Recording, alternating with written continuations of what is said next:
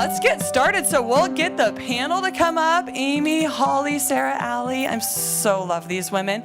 And take notes and know that they're going to give you some of their favorite resources at the end. Who likes like a good parenting book recommendation? And they also, you guys will get to break out to groups and talk through these same questions. Thanks, ladies. Good morning, everybody. I'm so glad you all made it. Sarah, how many didn't get to make it to our last December AIM?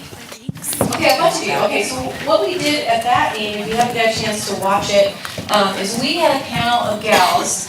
We had Gail and Trish and Kari and I that have all survived, thrived, how do I say it?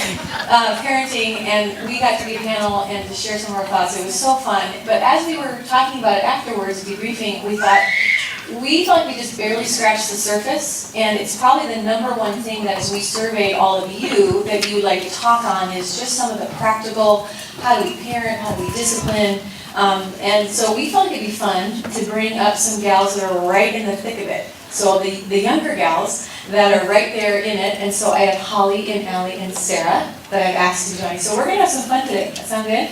And think of us as the view, but we have Jesus here too. Yeah. That sound good? Okay. So that was kind of our thoughts. So we're going to have some bantering. I thought it'd be fun to start out by sharing one of our mom fails. We thought that'd be a good way just to get started. No, none. Next time.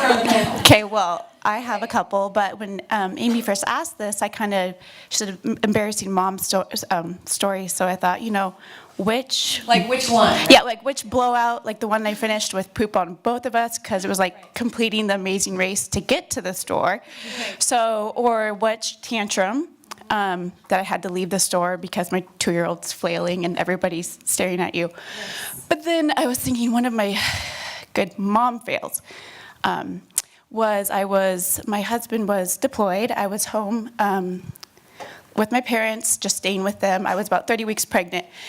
And it was one of those times when my 2-year-old, they want everything that you have, no matter what it is. And even if you're like hiding in a dark closet, they find you. Can I have some? Can I have some?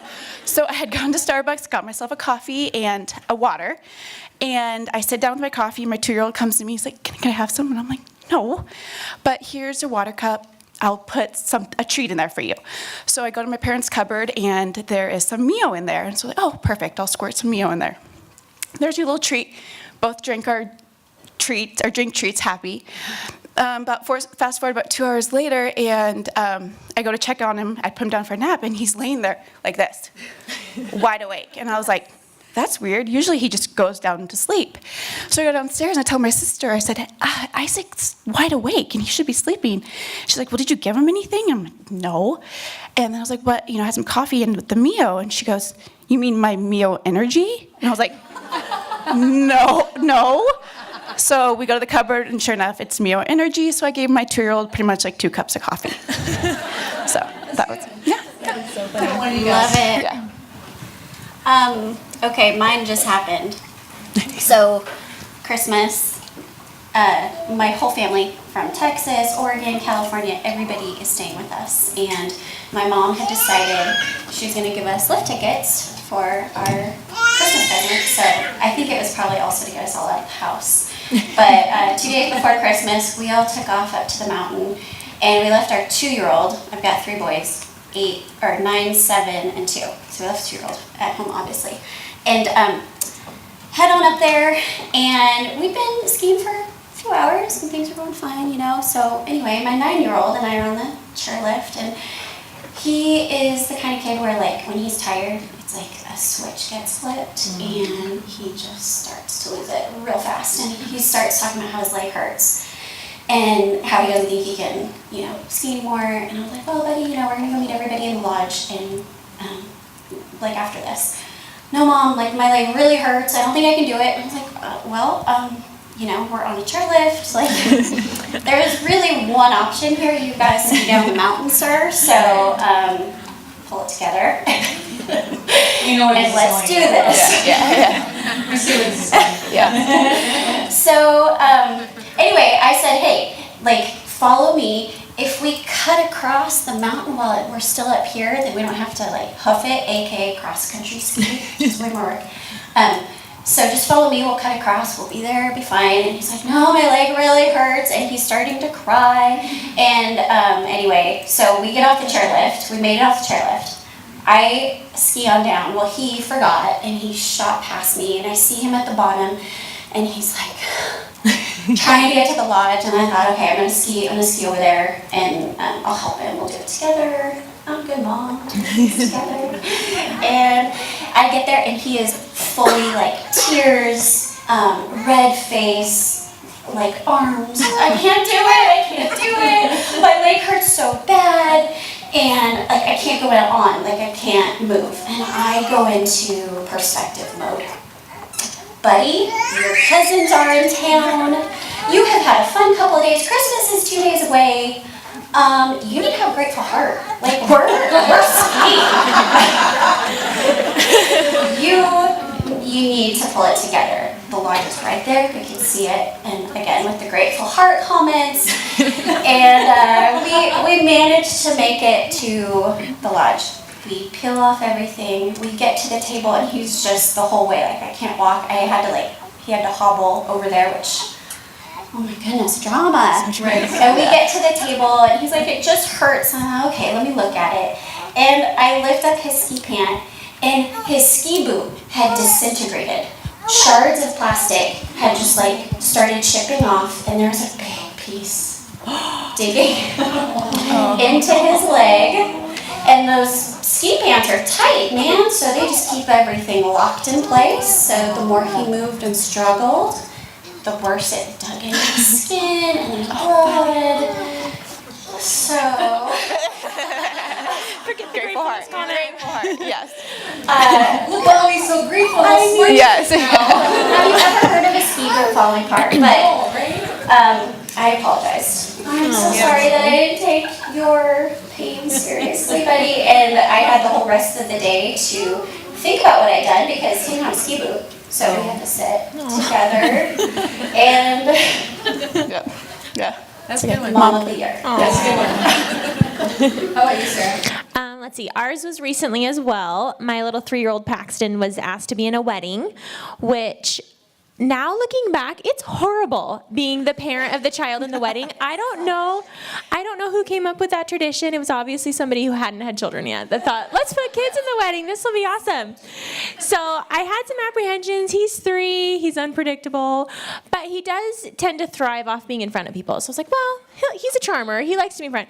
So we went down for the rehearsal here, and it was a long walk because it was a big wedding. It was, quite the aisle he had to go down, and he was just eating up the attention, just hamming it up, waving. The whole bridal party was like, wow, he does such a great job, and everyone's commenting on how obedient he is and all these things, and I'm like just trying not to jinx it, like this never happens. And so I felt a lot better going to the wedding next day. I was like, okay, we did great. He knows what he's doing. Well, there was a flower girl that was going to be in the wedding too, but they were coming in from out of town. So she wasn't at the rehearsal. So we come for the wedding, and this 2-year-old flower girl just loses her mind about going down to the aisle. And then Paxton looks at her, and he's like, I don't want to go down to the aisle either. You can't make me. And I'm like, oh, buddy, you did this last night. You were so good. Come on. And like this poor other mom and I are like, we're just trying to coax our kids down. But for her daughter, she's like a small 2-year-old, so it's more acceptable, right? Her daughter's scared. My child is 3, but he looks like he's 5. He's a giant. So then they're like, what is wrong with this boy who is just terrified about going down the aisle? So this poor mom and I were like coaxing our kids down. We end up being in the wedding. Like we just end up going down the aisle. And the whole way down, I'm like bribing him in his ear. Like, go down, I'll give you candy afterwards. Like you can watch all the shows when you get home. You can have ice cream. Like just trying to just coax him the whole way down. He's like, I don't want candy. I don't want ice cream. And I'm like, oh my gosh. Anyway, and so he's like clinging onto my legs, and I didn't think about this till like halfway down the aisle, but I was like, I think my dress might have been a little short, like trying to go down. And he's like holding onto my legs, but I was like, no, it was probably fine. But this one gal at our church, sweet, gal was like, by the way, he was really pulling up your dress in the back. And I was like, oh no, why did you tell me this? So, yeah, super embarrassing. To me last month too that it so struck me, but that typically when people want to get to know you, they invite your family over at dinner time. Yes. So tell us a little bit about that. Oh, dinner time has become like our just battle every day. I don't know if your kids are going through this, but actually Amy did a funny post about her kids. She was like, I love using the crock pot because then my kids complain all day long about how they don't like what I'm making for dinner. And I was just dying because I was like, yes, that is my life. Like the smells all day. I'm not going to like this. Just so you know, Mom, I might throw a fit. So like, thanks for the heads up, buddy. Yeah, so dinner time, you know, he's turned a corner, become the pickiest eater ever. And so going over to friends' houses for dinner is always funny. I always try to interject or like change by saying, oh, you know, we would love to just do dessert. Because dessert, what kid's going to fuss about dessert? Exactly, So. yes. No. Assuming most of you hit this already, but you know, before you have kids, or maybe you have a very compliant first child and your second is not so you think you're a great parent till you get to the second one. But have you had those moments where you've seen a child in a grocery store throwing a ridiculous tantrum? And you don't think you have that showing on your face, but you're like, oh, or you leave the line and go somewhere else, or you're just like, my child's never going to. Have you had that kind of thought? Yes. And then when you experienced the first time, we were just laughing about that of having, you know, my compliant child that was throwing a fit because they wanted whatever in the aisle. Which they always put all this stuff that's so like appealing to the kids right there at the aisle. So Yes. anyway, same thing. Where it literally was halfway through the order, huge grocery order, and had that dilemma of cannot get this child to stop throwing this ridiculous tantrum, and had to pick up the screaming, flailing child, leave the stuff. Was so horribly embarrassed. I called later and said, I'm so sorry, I'm not coming back for the thing. Because I'm carrying the child out of the cart, you know. Tell me someone else has experienced that, and you think, oh, this will never happen. We're going to do this, or if we do, it'll be controlled in such a way that I can handle it. It never does. No. But every other mom in the grocery store is like, oh, thank goodness it wasn't me this time. Yes, yes, yes. Yeah. Going to the other aisle. Yep. Yeah, those are comments. I Okay, would say so. it's hard to be the one that your life is the one that's giving others perspective on things. Yes, yes. But I love that, Amy, because in that moment you did the hard thing. You did the right thing for your Yeah, kid. Yeah. And it's hard. yeah, it is hard to be For you. consistent as a parent, isn't it? Yes. It is for me. So I was thinking about this. This is a big deal. The challenge, the struggle is real of trying to get your kid down for a nap, just trying to get them out the door. Just as soon as you get them into whatever outfit and they blow it out. You come to church and you're peeling your child off into the nursery and someone else's child just goes in and goes, hey, Carly, I'm so excited to see you. My child, you know, whatever it is. It is a daily, monthly, yearly struggle, is it not, for us as moms? So one of the things we were talking about is, as we talk about kind of what things we struggle with, whether it's just how, you know, whatever the things are, what do we say are our values of discipline? Why do we think it's important? What do we think beyond obviously consistency really matters? Just talk a little bit about discipline, how you've looked at it, how you've processed it in your families. And actually, before we do, here's a couple of things I want to frame it with, because I want you to know them a little bit.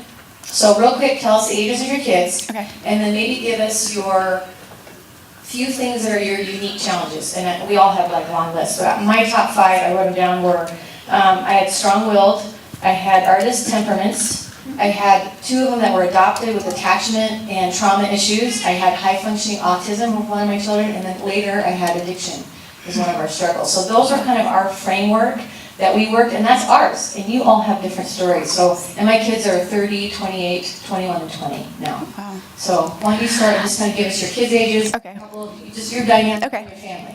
I have about a 3.5 and a 1.5-year-old, and I would say the words more that for us is definitely defiant, strong-willed, then tender, and then for myself is patience and self-control. And for my the struggle I'm having right now with discipline is my 3.5-year-old is very strong-willed, very defiant, where you say don't touch that, and he looks at you like, oh, you have authority over me? Okay, we'll touch it. And then my 1.5-year-old will be like, you tell him no, and he'll be like, oh, if he could. He's, I'm so sorry, I'll never do that again. Come over and give you love. So that's just been wading those waters. You think, you feel like you kind of have this down. You have that more strong arm with him because that's what he needs. And then God brings you complete opposite. And we are just kind of navigating that, learning how to discipline with the same principles, but in a different sort of way, more according to their personalities. So that is, yeah. That's our struggle right now. I mean, among all the others, but That's good. yeah. that's a struggle to parent that, and then also how you foster their relationship with each Yeah. other. And also so different. Yeah, exactly. Yeah. And Ellie, you have some really unique challenges as well in your family. Yeah, I would say our struggles are, I sort of all encompassing as a parent, and I have many, I seem to collect illnesses. So just navigating how to be present every day physically and emotionally when I'm sick myself most of the time. And then also, especially our middle one, he has a lot of health issues as well. Sort of kind of running the gamut of things. But my oldest two both have anaphylaxis to tree nuts and peanuts, so we navigate those waters. And then our 2-year-old has all kinds of developmental and some physical delays, so he's at the Guild School, so we do all of the therapy. And so my current, probably the thing I pray over the most in my day-to-day is our 2-year-old, just that God would give me the wisdom to start to discern what is something that is beyond his capability and I'm asking too much, and what is reasonable to expect him to toe the line here, because I don't want to overestimate and I don't want to underestimate. And I am like, ladies, I run to God so many times throughout my day, just like, Lord, and you know those moments where I'm like, I just Lord, give me wisdom ahead of time today. Yeah. Because you don't always have time to think through it in that moment, and he does. But that's those are kind of our big ones. Yeah. Let's see. I think for us, so I have 2 kids, a 3-year-old son and a 1-year-old daughter. So with our 1-year-old, we're still kind of trying to figure out her personality and those kinds of things. But with our 3-year-old, I think the words that come to mind with him is that he's very passionate, he's very fearless, and he's really curious.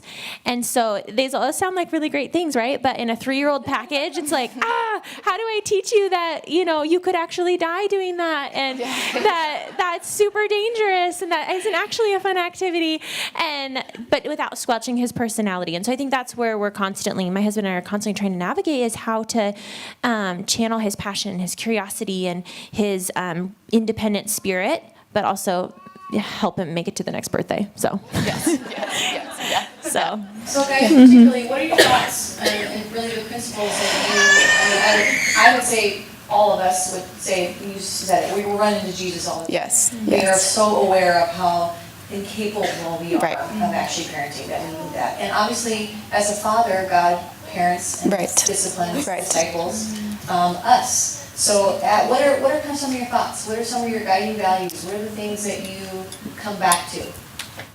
Well, I think for me, I was thinking a lot about the word discipline, and that it comes from the same word that we get disciple, and that means that you're a learner, right? And so I think for me to just constantly pray through, like Allie was saying at the beginning of the day, to help me, God, to see these defiant moments or these things as opportunities to teach my son to be a learner and a lifelong learner, to choose the right choices instead of just always punishing him, for his wrong actions.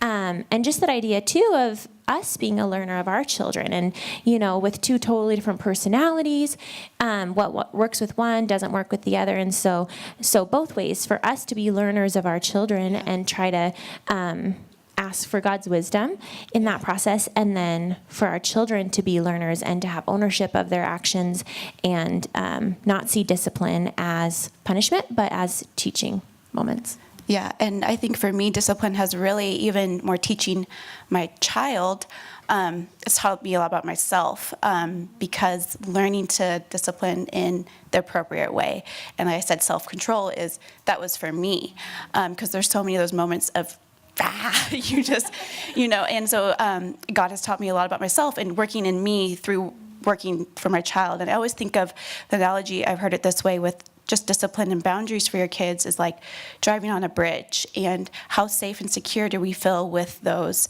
those guardrails around us. If there wasn't any guardrails, how, and so that's just been good, where it's not fun to discipline. It's not. You care for this child so deeply, but in in turn, knowing that you are doing it for the better, the same way He, God disciplines us through trials. It's not fun at all, but you know it is producing that fruit. So trying to have that eternal perspective with it, on the good days. But yeah, exactly. Yeah. Last month about